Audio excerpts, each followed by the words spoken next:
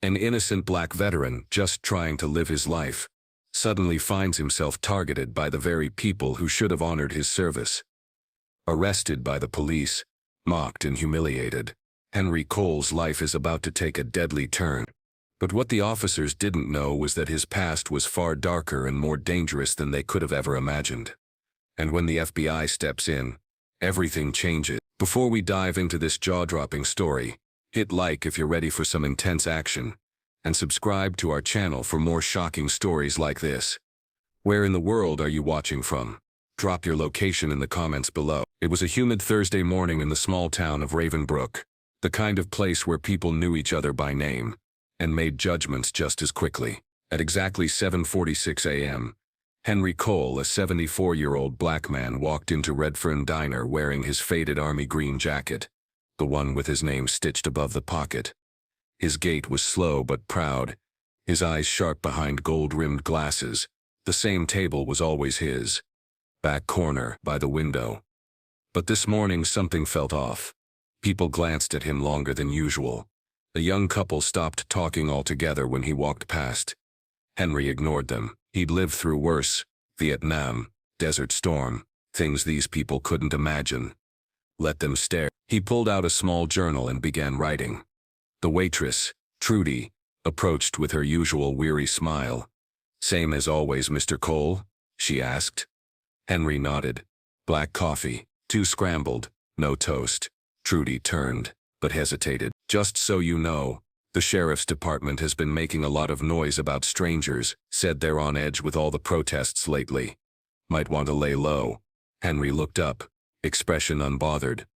"I'm not a stranger, and I'm not laying low for anyone." 15 minutes later, the door swung open. 3 Ravenbrook sheriff deputies walked in, boots thudding like drums. Leading them was Deputy Mark Jessup, tall, cocky, and notorious for his smirks. He scanned the room like he owned it. Then his eyes landed on Henry. "Well, look at this," Jessup said loudly, approaching the table. "You got a license to be sitting here, old man?" The diner went silent. Trudy froze behind the counter. Henry didn't move. Jessup stepped closer. "I said, do you have identification?" Henry calmly reached into his pocket and placed his veteran's ID card on the table. Jessup snatched it, looked it over, and laughed. "Oh, you served? Congratulations. Doesn't mean you can loiter around town like it's still night." Henry's jaw clenched slightly. "I'm not loitering, I'm having breakfast. And I suggest you move along before you embarrass yourself." The second deputy, Ramos, snorted. "You threatening us, Gramps?" Jessup leaned down, nose almost touching Henry's. "You know what? Stand up, hands behind your back. You're under arrest." "For what?" Trudy gasped. Jessup smirked, disturbing the peace, resisting authority. "We'll figure the rest out later." Henry stood, slowly, deliberately. He said nothing as they grabbed his arms and twisted them behind his back. One deputy slammed his face into the table before cuffing him. The journal fell, pages flipping wildly. "You're making a mistake," Henry muttered. Jessup laughed. "The only mistake was letting you in this diner." They dragged him out in full view of the town. Phones recorded. Eyes watched, but no one stepped in. The Ravenbrook County Jail was cold and smelled like old sweat and cigarette smoke. They threw Henry into holding cell B, locking the door behind him with a metallic clang. He sat on the bench quietly surveying the room.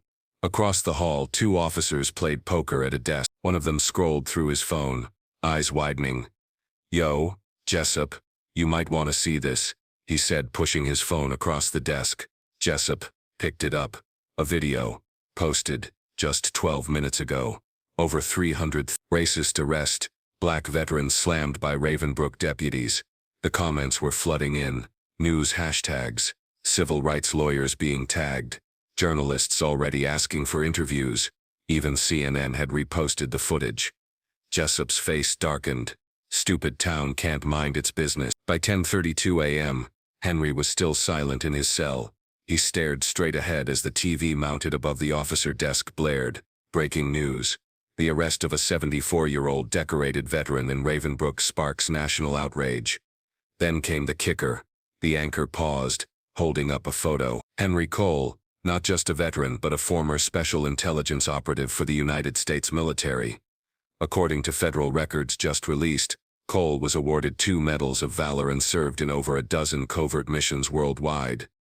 The station phone rang, then another, and another. Jessup ignored the first 3. Then he picked up. Ravenbrook Sheriff's Office.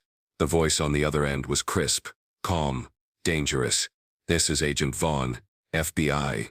We're en route. Do not move the detainee. Do not process him further. You are to secure the area and wait for federal command. Jessup blinked. Hold on, FBI. The line went dead. Inside the cell, Henry smiled for the first time that morning. He adjusted his cuffs, rolled his shoulders and whispered to no one in particular. Took them long enough. Would you like me to continue with... Outside the Ravenbrook County Jail, the storm wasn't just digital anymore. Protesters were already beginning to gather. First 10, then 30, then close to 100. Some held up signs, "Free Henry Cole, honor our vets, not handcuff them." "We see you, Ravenbrook." Inside the holding cell, Henry sat, calm as ever. His breathing steady. He could hear the chanting through the concrete walls. "Still got a voice, huh?" he murmured to himself. Jessup was pacing now. Red in the face. His phone buzzed nonstop. Reporters, officials, even his own mother had called him. He waved off Ramos, who tried to calm him. "This is getting out of hand," Ramos said. "We just thought he was..." Jessup spun on him. "You thought he was what?" "Some old nobody with a smart mouth." Ramos didn't answer. They both turned as Sheriff Danley burst through the door. A big man with a smaller brain, Danley had been in politics longer than he had been in law enforcement. His tie was crooked and sweat beaded his forehead. "Are you two trying to kill my career?" Danley barked. Jessup stammered. "Sir, we didn't know." "You didn't know?" Danley screamed. "The whole damn world knows now. CNN's outside. The FBI is on the way. You put cuffs on a decorated war hero." He mouthed off. Jessup shouted. "He earned the right to mouth off." Danley thundered. "This man has more medals than your entire graduating class. And you assaulted him." A knock at the door interrupted them. It wasn't timid. It was calculated, firm, and final.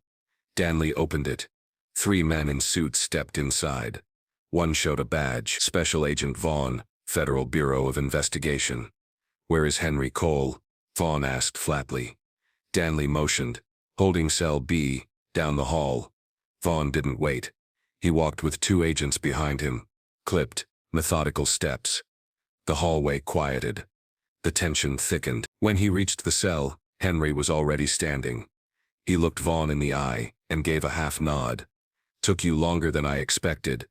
Vaughn opened the cell himself. No hesitation. "Sir," he said, "you're coming with us. You're needed." Henry stepped out. The agents surrounded him like bodyguards, not handlers, not captors.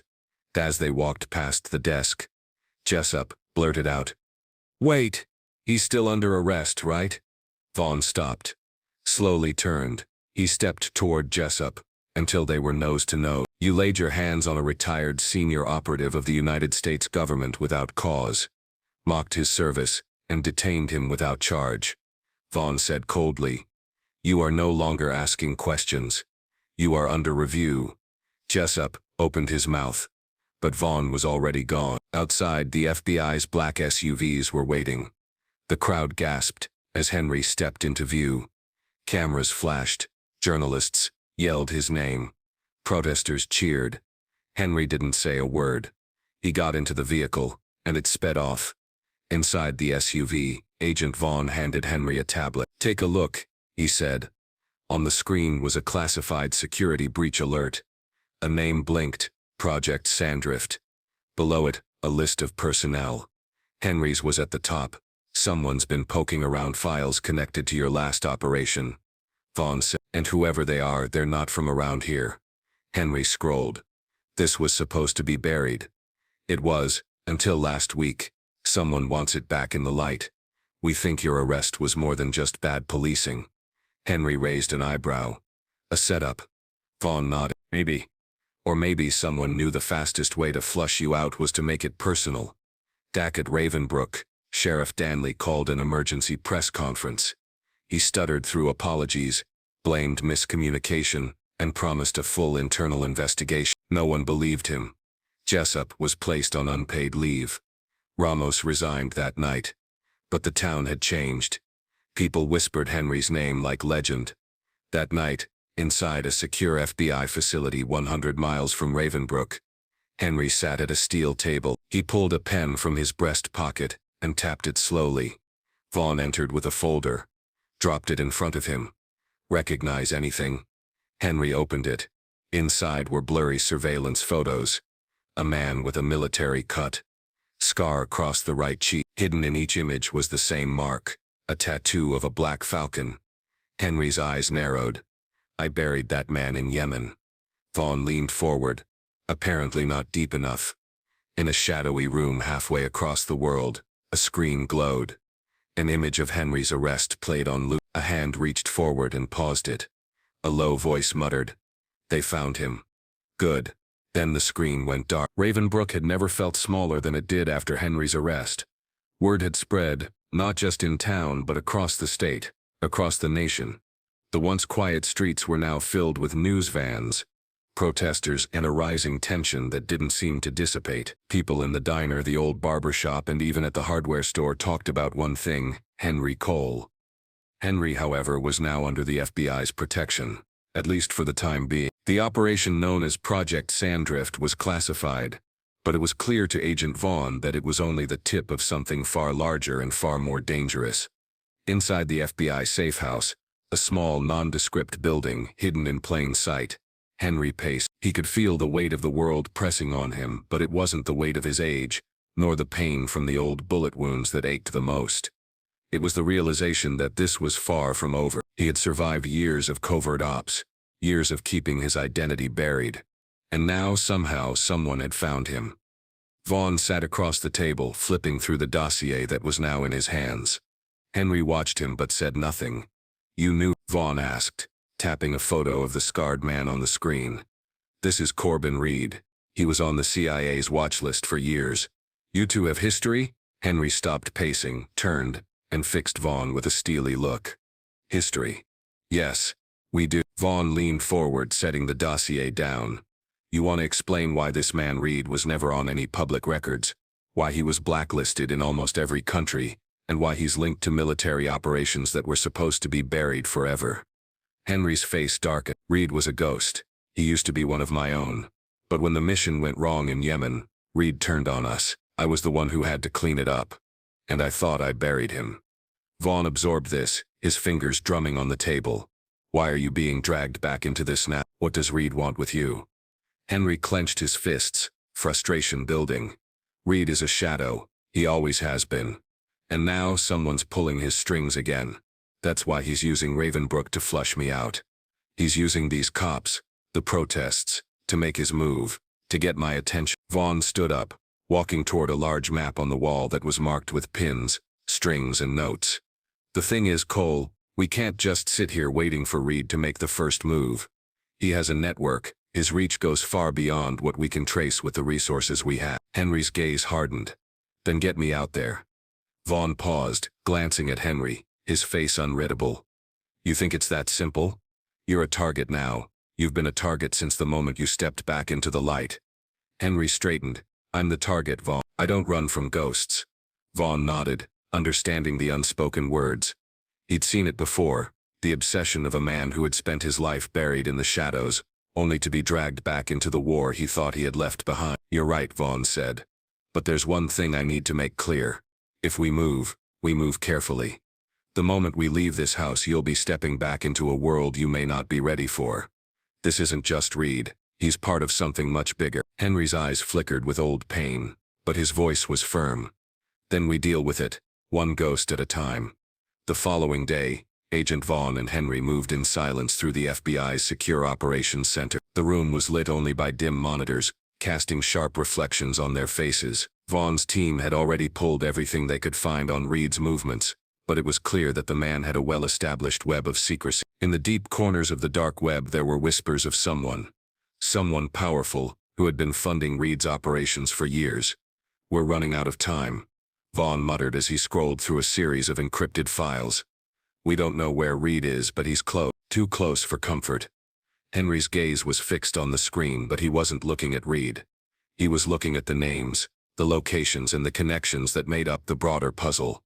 The connections run deep, Henry said quietly. Reed was always the pawn. Whoever's behind him, they've been waiting a long time. Vaughn paused. Who's behind him? Henry narrowed his eyes. It's not just Reed.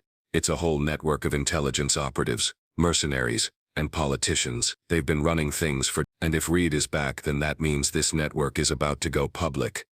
They'll stop at nothing to ensure I'm either dead or discredited. Vaughn looked at Henry with a new understanding. This is bigger than just one rogue operative. This is a war. Henry nodded grimly. And the longer we wait, the more innocent people will get caught in it. That night, the FBI received an encrypted tip, a source claiming to have seen Reed's group heading toward Ravenbrook. But when they traced the location, it was a warehouse on the outskirts of town, hidden from the main roads.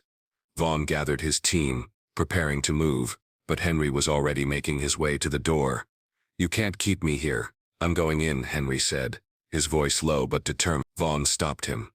This isn't the right. It never is, Henry shot back. And you're running out of time.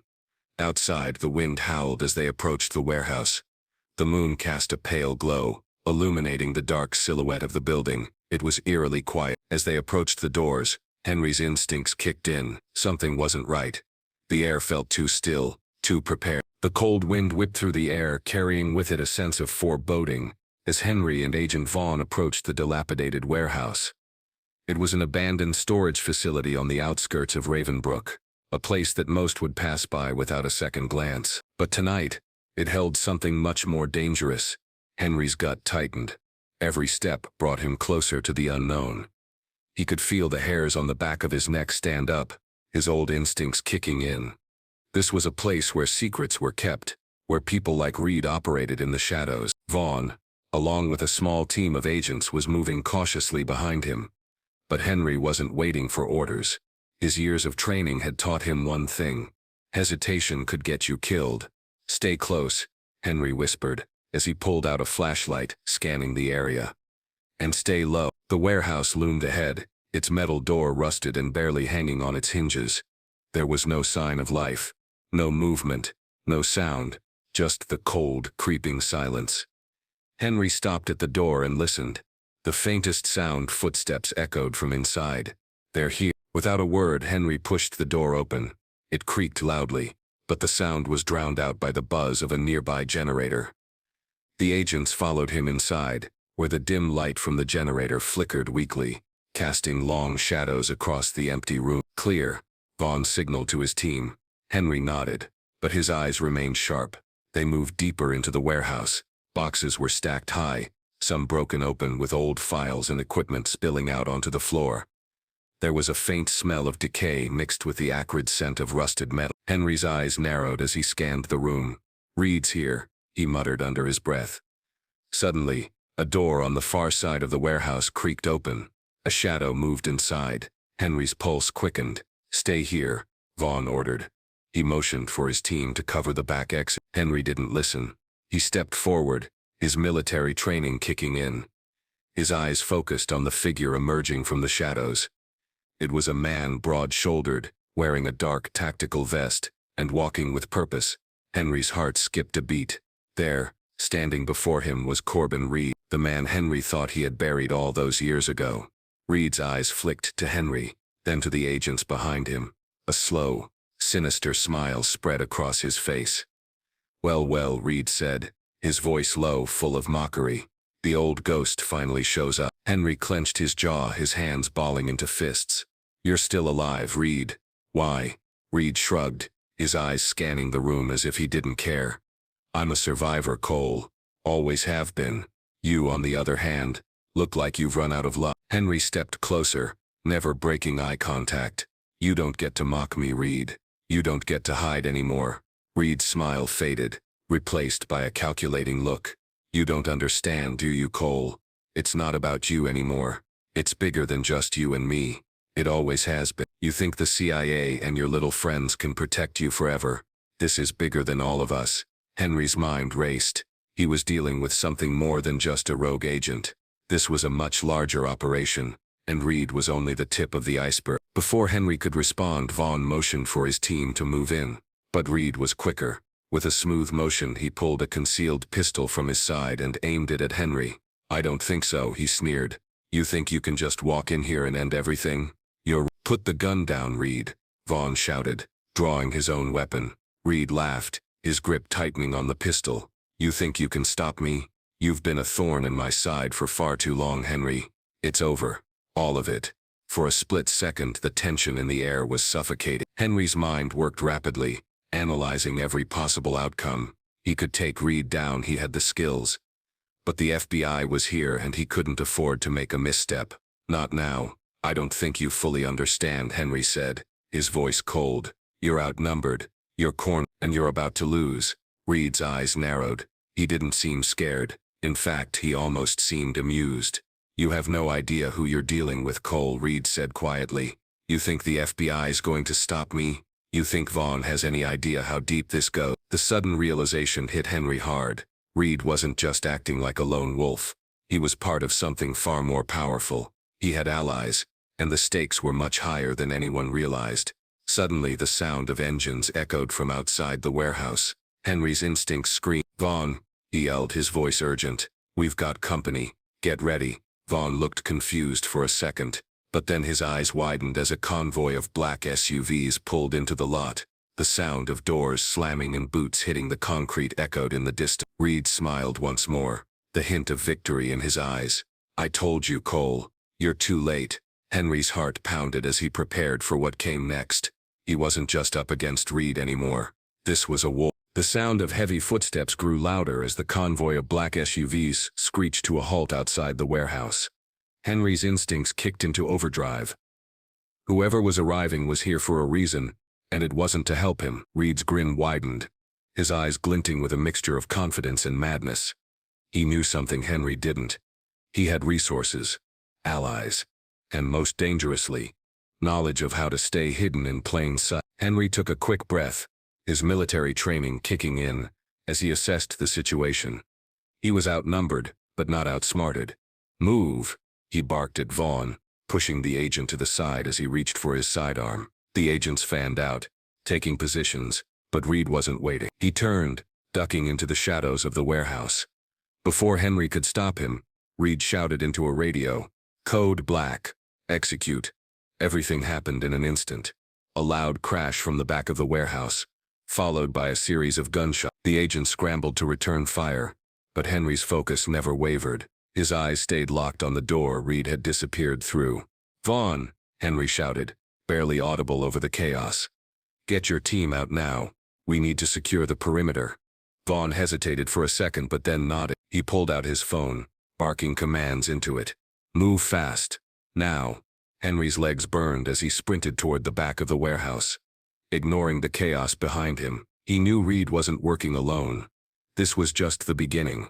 Suddenly, the ground beneath them rumbled. A low, menacing growl vibrated through the air. Henry turned, his heart racing. An armored vehicle, painted matte black with military insignia, tore through the back gate. It was a military-grade assault vehicle. Something that shouldn't have been in Ravenbrook, let alone anywhere near it. A group of armed men jumped out, immediately taking cover and setting up positions. "We're dealing with more than Reed," Henry muttered. His pulse quickened as he took in the scene. These weren't mercenaries. These men were organized, professional. This was a covert operation. Vaughn's voice crackled over the radio. "Cole, get out of there now. This isn't just Reed. This is something bigger." But Henry wasn't listening. His mind was already racing, calculating his next move.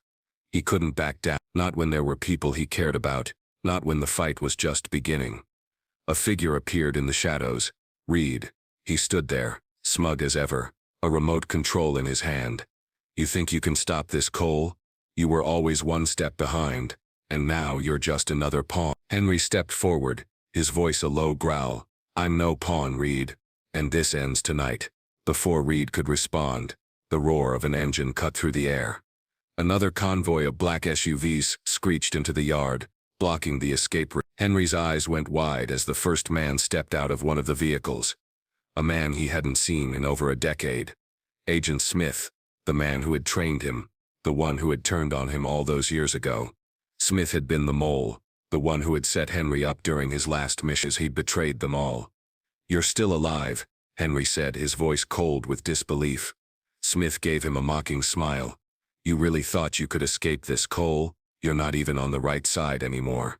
Vaughn's voice broke in again, panic in his tone. "Cole, we have to get out of here now. This is escalating. You're surrounded." Henry was already moving, his eyes never leaving Smith. He knew the only way out was to face these ghosts head-on. He had one shot, and he wasn't wasting it. "Do you really think the FBI will save you?" Smith taunted. "It's too late. Reed's operation is already in motion. You can't stop us. You should have stayed in the shadows, old man." Henry stood still for a moment, letting the words sink in. He'd been in this position before, outnumbered, outgunned, but never outsmarted. With a sudden sharp movement, Henry lunged forward, knocking the gun out of Smith's hand. The fight was on. As the two men grappled, Vaughn's agents engaged with Reed's mercenaries. The air was thick with gunfire, the warehouse echoing with shouts and chaos. Henry slammed Smith into a metal crate, sending it crashing to the ground. "You sold us out," Henry growled, his fists landing on Smith's chest. "You knew the truth all along." Smith grinned through the pain, blood dripping from his lip. "I was just doing my job. You were always expendable, Cole." Henry's anger flared. He knew they were on borrowed time. The enemy had backup, and the only way to stop this was to take the fight to them. Vaughn's voice came through again, breathless. "Henry, we need to pull back. They're activating the system. They're calling in reinforcements. We're losing control of the perimeter." Henry took one last look at Smith, then grabbed his arm. "Not today." He threw Smith aside and moved toward the control panel at the far end of the warehouse. The system Reed had activated, he knew it was a fail-safe. If the mercenaries couldn't win, they'd make sure the whole town was caught in the crossfire. With only seconds left, Henry hacked into the system, disabling the fail-safe with a few quick movements. But just as he was about to breathe a sigh of relief, the floor beneath him shook again, louder this time. A final message flashed on the screen. "System infected. No time left." Henry's eyes widened. It wasn't just the warehouse at risk. It was the entire town of Ravenbrook.